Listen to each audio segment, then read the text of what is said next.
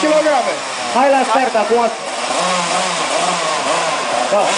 Pe de la carte o să facem niște run-uri demonstrative.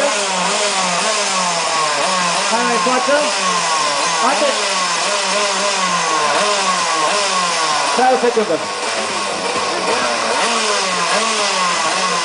Sunt roțile prea mici.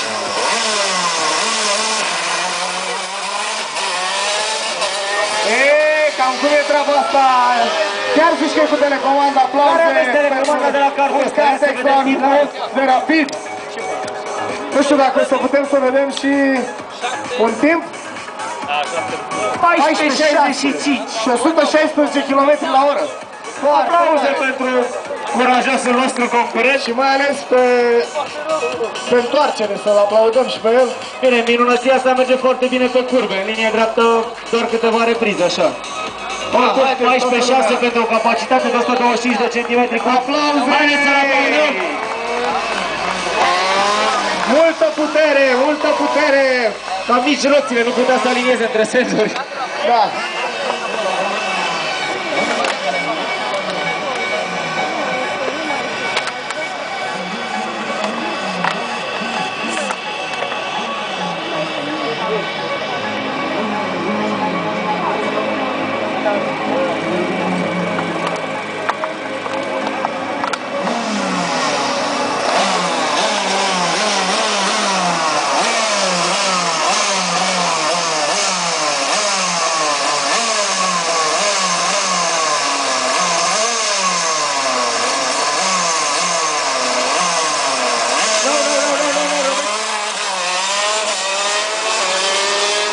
Too fast to stop car.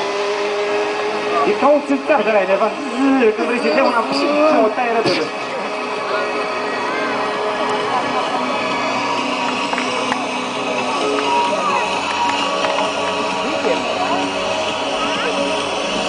Cristi, se poate să vii puțin la cort, te rugăm? Cristi Gaju, hai puțin la cort, te rugăm frumos.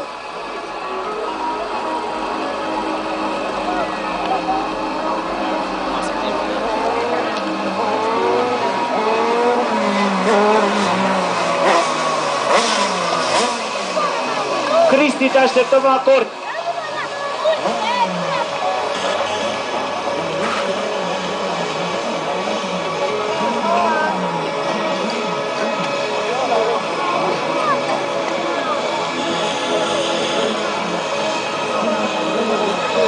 În câteva minute vor începe finalele, vom începe cu grupele moto, vom continua cu grupele de la sprint și vom încheia finalele cu cei de la profi. După care va urma festivitatea de premieră.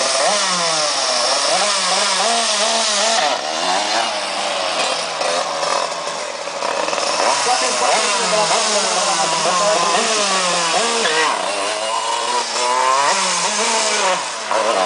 dați niște circulete, da?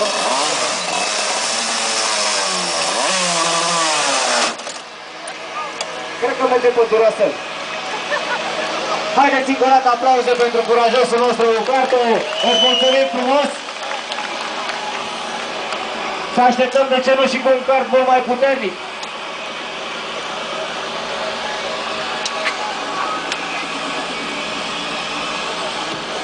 Finish.